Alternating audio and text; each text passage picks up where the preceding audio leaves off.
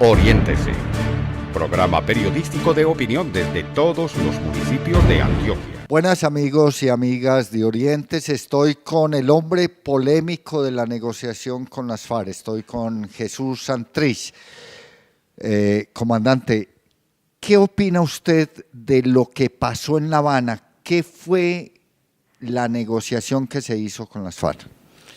Bueno, en principio eso fue un diálogo, una conversación que nosotros no teníamos nada que entregar diferente a nuestra voluntad de paz, porque quien tiene el compromiso de hacer las transformaciones que requiere el país para solucionar los problemas de miseria, de desigualdad, de exclusión política, es el gobierno.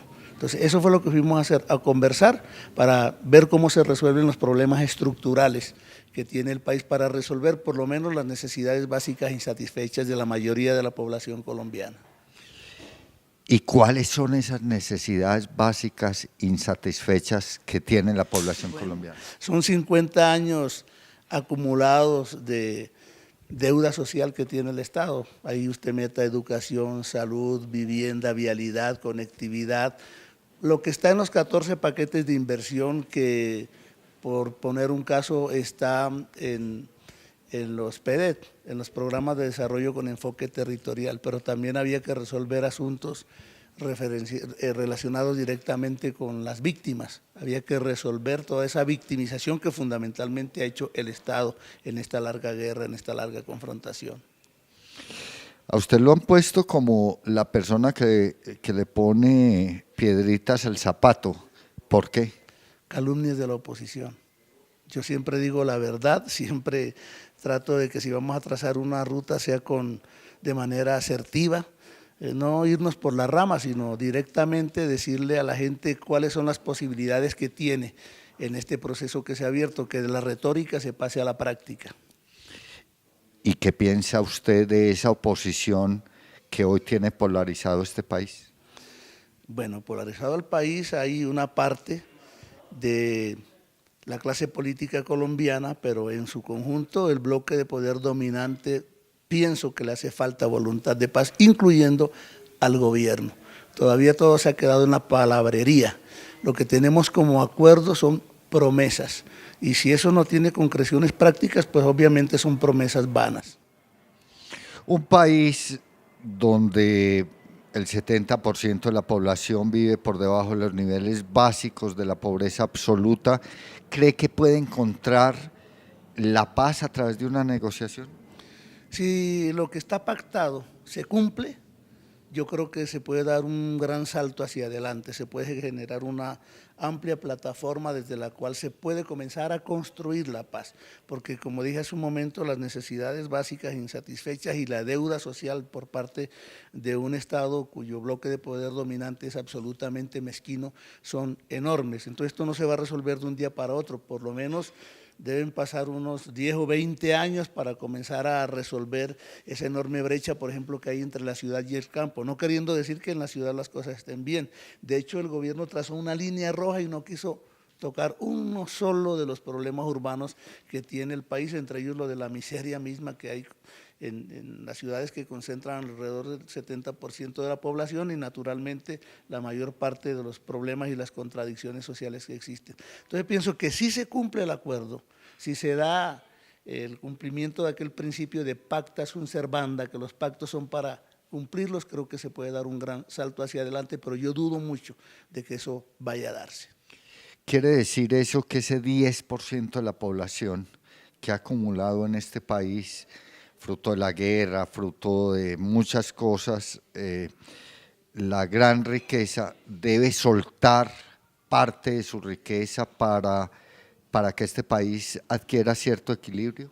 Ese es el deber ser, pero estamos muy remotos de que eso pueda ocurrir. Si usted analiza solamente el acuerdo sobre reforma rural integral, usted se da cuenta que nunca aparece el concepto redistribución de la tierra, que es una necesidad, sino distribución, porque se niegan de manera absoluta a tomar una sola hectárea de las que ya están en manos del latifundio.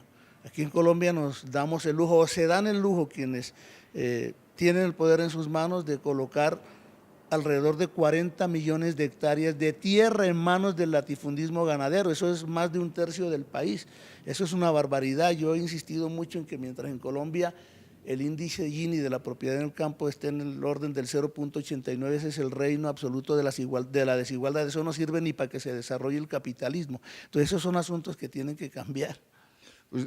Usted me está hablando de 40 millones de hectáreas, el acuerdo habla de 3 millones de hectáreas y sin embargo tienen miedo. Sí, un fondo de tierras de 3 millones de hectáreas cuando al campesinado en este último cuarto de siglo le han arrebatado más de 8 millones de hectáreas y sin embargo pues se dice que tocar el latifundio es despertar los monstruos del paramilitarismo como si no estuvieran despiertos y en eso tiene la mano metida el latifundismo ganadero con de una u otra forma, sea por opción o sea por omisión, el respaldo de la institucionalidad, porque no es posible que en territorios como Tumaco, tan militarizados, o Buenaventura, el paramilitarismo haga de las suyas. En este momento la zona veredal de Tumaco está sitiada por el paramilitarismo y ahí hay, bueno, centenares y centenares de efectivos militares. Entonces, ¿qué ocurre ahí? ¿Qué pasa? Si no hay algún tipo de compromiso de la institucionalidad con ese fenómeno, pues sencillamente ese fenómeno no existiera.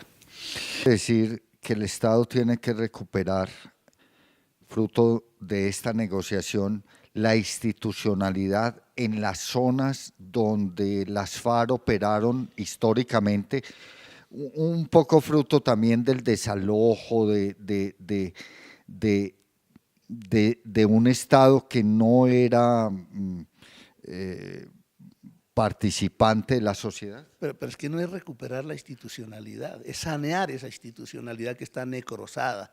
El paramilitarismo hace parte históricamente de esa institucionalidad necrosada. Entonces, eso es lo que hay que resolver. Aquí el gobierno, durante las conversaciones, no se comprometieron a desarrollar la no repetición. Ellos no se comprometieron a hacer depuración de la fuerza pública, no hay un compromiso claro de abandonar la doctrina de la seguridad nacional. Es decir, que en esa materia hay una falencia enorme en los acuerdos de paz y nosotros tuvimos que continuar así porque la alternativa era romper. Entonces nosotros aspiramos a que no en una mesa de conversaciones, sino con la cohesión del movimiento popular se logre limpiar, sanear, como dije hace un momento, esa institucionalidad que está necrosada. Recuerde que nosotros nos opusimos a que fuera la rama judicial la que tratara el epílogo de estas conversaciones. Nosotros cuestionamos el jus puniendi, ese derecho que tiene el Estado de juzgar y sancionar, porque el Estado ha sido genitor de esta guerra, de las causas de esta guerra, entonces no puede ser juez y parte en esta confrontación. Por eso se creó la Jurisdicción Especial para la Paz, porque esa institucionalidad, esa rama del poder público que es la rama judicial, también está necrosada y cruzada por la corrupción y por la impunidad. Entonces resulta que ahora la JEP está en manos de la Corte Constitucional. Esa corte hace un instante estaba caracterizada por un personaje que era Pretel, un corrupto de primera categoría. Esas son las cortes que tenemos, entonces nadie se puede sorprender de que uno diga que de pronto las acciones de las manos de esas cortes angelicales son acciones escatológicas. Comandante, un segundito, me voy a ir al primer corte de comerciales y cuando regresemos vamos a hablar del cáncer que tiene este Estado. Ya regresamos. Continuamos, amigos y amigas de Oriéntese, con un hombre polémico, un hombre que le ha puesto la piedra en el zapato cuando habla a las negociaciones y a la implementación de la paz. Estamos hablando de las negociaciones y estamos hablando de un Estado, él lo dice, colapsado, un Estado que tiene un cáncer. ¿Cuál es el cáncer, comandante, que tiene este Estado? El principal cáncer que tiene este Estado es la corrupción. Aquí puede haber sumas multimillonarias que pueden rodear, yo estoy seguro que más de 5 puntos del Producto Interno Bruto destinados a defensa y seguridad, y yo estoy absolutamente seguro que la mayor parte de esos recursos se van en corrupción. Sin embargo, no hay para pagarle a los maestros. Ahí está usted viendo el paro de maestros, más de 30 días en eso, y no hay una solución clara a necesidades que están ahí aplazadas durante años. Entonces, eso tenemos que resolverlo. Vea, la mayor parte de los recursos en Colombia se van por la vía de la corrupción y naturalmente de la impunidad, porque son como hermanos siameses, corrupción e impunidad dentro del alma, del espíritu de este Estado que por lo demás está capturado por un bloque de poder dominante mezquino, ya que ha hecho una acumulación de riqueza enorme mientras el pueblo se está sumergiendo en la miseria. Eso no está resuelto por los acuerdos. Para mí la caracterización del régimen sigue siendo un régimen de terror. Mientras eso no se corrija, la espada de Damocles del paramilitarismo va a pender sobre el corazón y la cabeza del conjunto del proceso. Yo quiero decirle que las FARC de verdad están haciendo quizá con una filosofía de la vida que tiene fe en la posibilidad de un mundo nuevo, un sacrificio enorme. Me parece que están arriesgando un capital político muy grande con un Estado que le ha mentido históricamente al pueblo. Todos los compromisos que se ha hecho, no el gobierno Santos, sino todos los gobiernos que representan a este Estado que estamos caracterizando como terroristas, han incumplido los compromisos que han hecho con el movimiento social. ¿Qué es lo que nos da garantía de que este compromiso sí se pueda cumplir si ni siquiera los campamentos de las zonas veredales y los puntos veredales transitorios de normalización se terminaron de construir y ya el diadema 180 llegó y pasamos por encima de él sin que se hayan resuelto los aspectos básicos para el proceso de reincorporación? Aquí todavía no se ha titulado, aquí todavía no se ha distribuido, aquí todavía no se ha restituido ni una sola hectárea por cuenta de los acuerdos de paz de La Habana. Terminado la explicación para los corruptos de que están en zonas de guerra, de conflicto y que allá no se puede hacer nada, hoy el tema de la corrupción se pone en la agenda y entonces a través de esa agenda podemos hacer transformaciones en Colombia.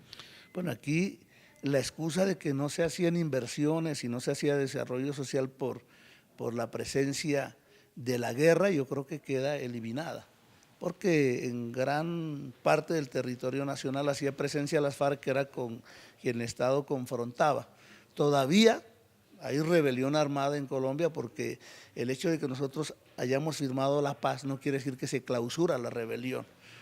No, señor. Es decir, el derecho de los pueblos a la rebelión armada sigue intacto, incólume. Es más, si este pacto se incumple con mayor razón, ese derecho está vigente y nadie podría cuestionar a la gente que se alce contra un Ahí vuelve usted a ponerle otra piedrita en el zapato, ahí va a polemizar nuevamente, comandante. No es poner piedras, es despejar el camino con la palabra que contenga verdad. Yo estoy siendo transparente en lo que pienso, en lo que creo, y estoy diciendo, si usted mira ahora la implementación no es tal, es una renegociación. Aquí lo que pactó el gobierno a nombre del Estado ha tocado renegociarlo con toda la institucionalidad, con las Fuerzas Armadas por aparte, con los jueces de ejecución de penas por aparte, con los congresistas por aparte y ahora con las Cortes. ¿Quién dijo que eso es serio en un Estado que ha negociado la paz? Porque nosotros no negociamos con Santos, negociamos con el Estado colombiano. Si la cosa era de renegociación, pues hubieran llevado a los representantes de todas las ramas del poder público para negociar en La Habana con cada uno. Entonces el principio del pacta sunt servanda se lo están pasando por la faja. Eso es lo que está ocurriendo aquí. Entonces, por eso digo yo, ¿qué garantía hay aquí que las cosas se van a dar? Las características que hay, ¿qué son? Inseguridad jurídica.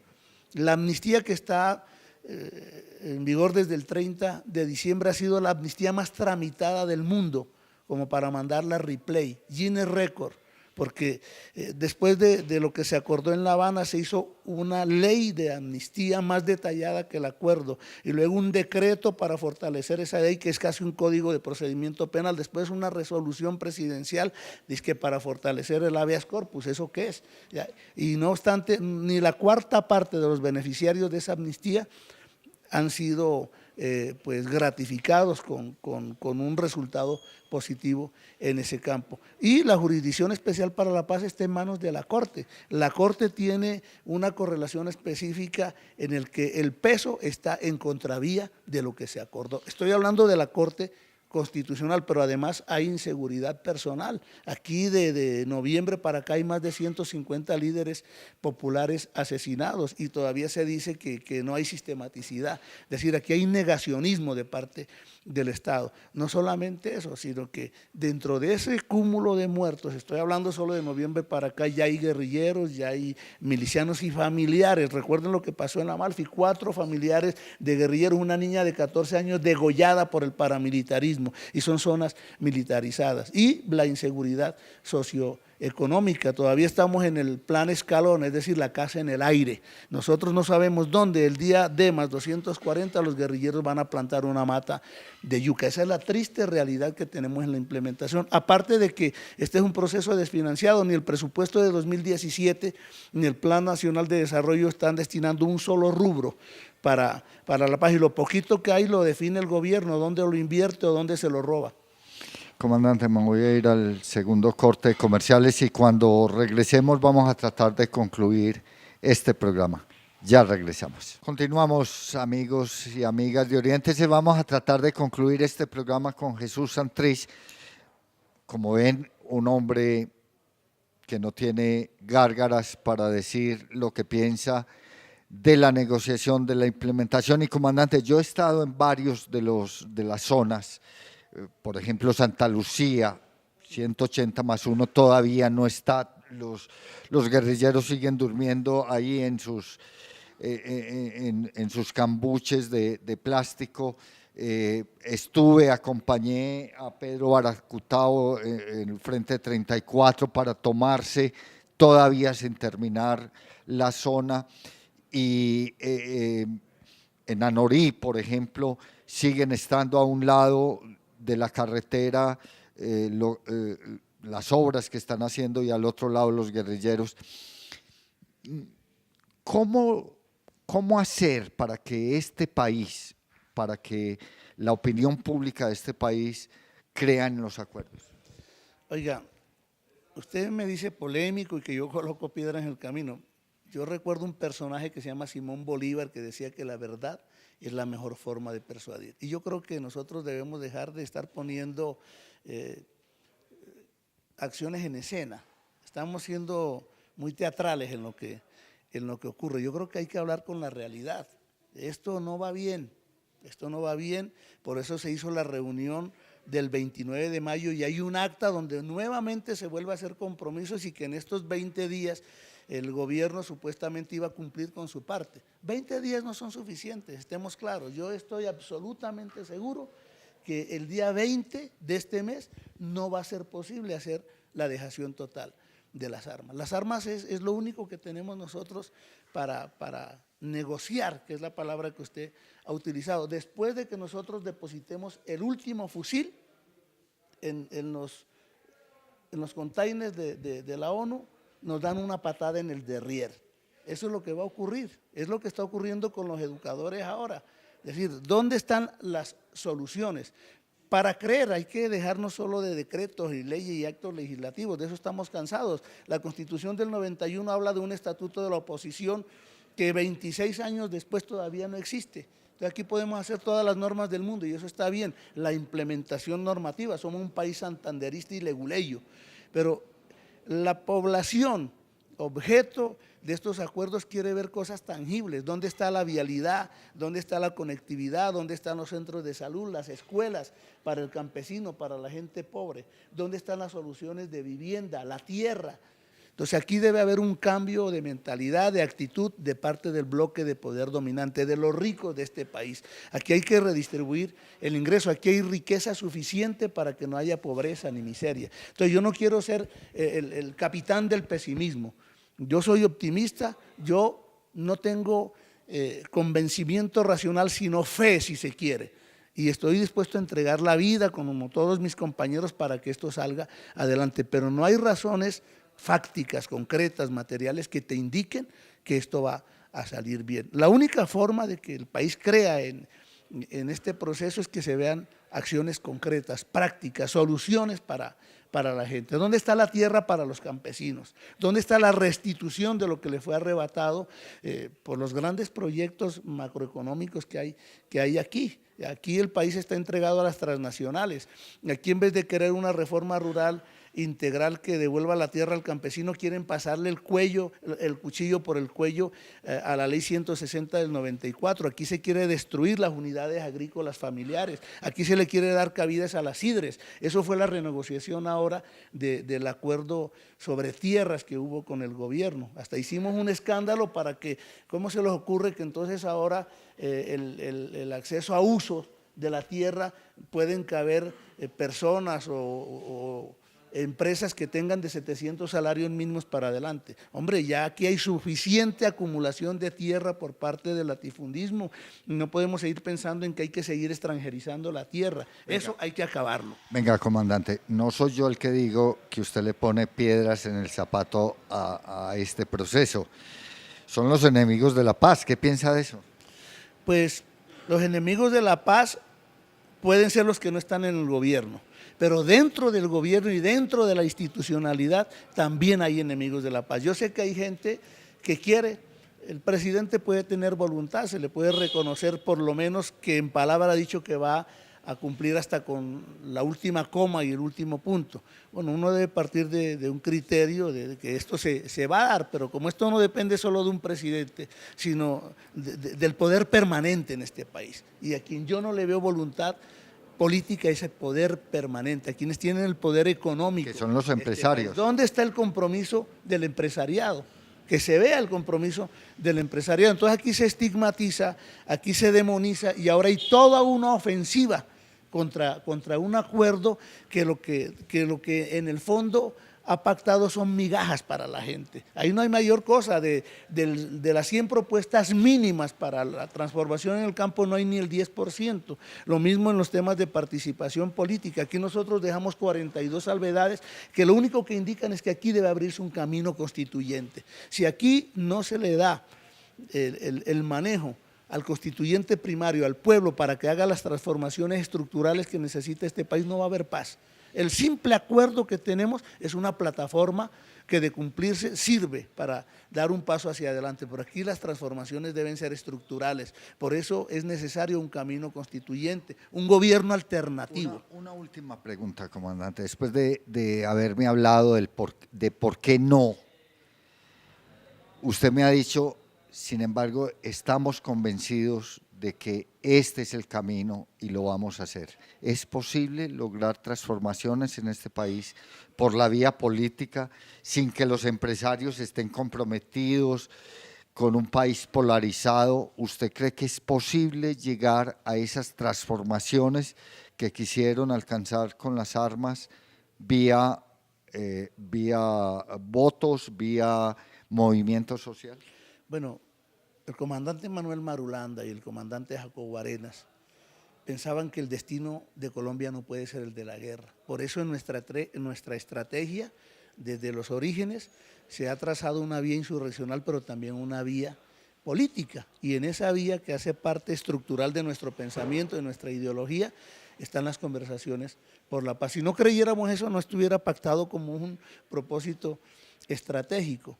Entonces nosotros, digamos que nos estamos dando la gran oportunidad para que no siga el desangre, el derramamiento de la sangre de compatriotas, de colombianos, repito, arriesgándonos, dando casi que un salto al vacío, ¿ya? Sometiéndonos a que nos peguen un tiro en la cabeza o a que nos pongan presos o nos extraditen porque se incumpla con estos acuerdos. Pero es la gran oportunidad también para que la oligarquía colombiana demuestre, como en otros países ha ocurrido, por lo menos que ceden en algo para que de la miseria, para que de la situación de desigualdad y de exclusión política salga la mayoría del pueblo colombiano. Si eso no se da, estamos abocados a una más larga y profunda confrontación, peor que la que hemos tenido en el medio siglo anterior. No porque las FARC retomen las armas, sino porque el mismo pueblo se da sus razones y se da sus vías para poder resolver sus problemas. Acuérdese de ese dicho popular que dice, no hay mal que dure 100 años,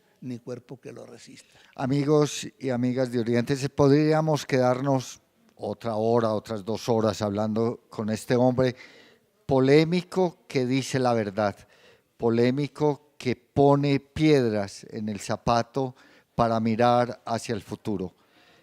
Vamos a continuar, vamos a mirar, vamos a tratar de analizar lo que sigue pasando en este que es nuestro país, pero sobre todo vamos a tratar de participar en la implementación de estos acuerdos con estos hombres que hoy dejan las armas para hacer política. Hasta el próximo programa. Bueno, vamos a ver si logramos la paz.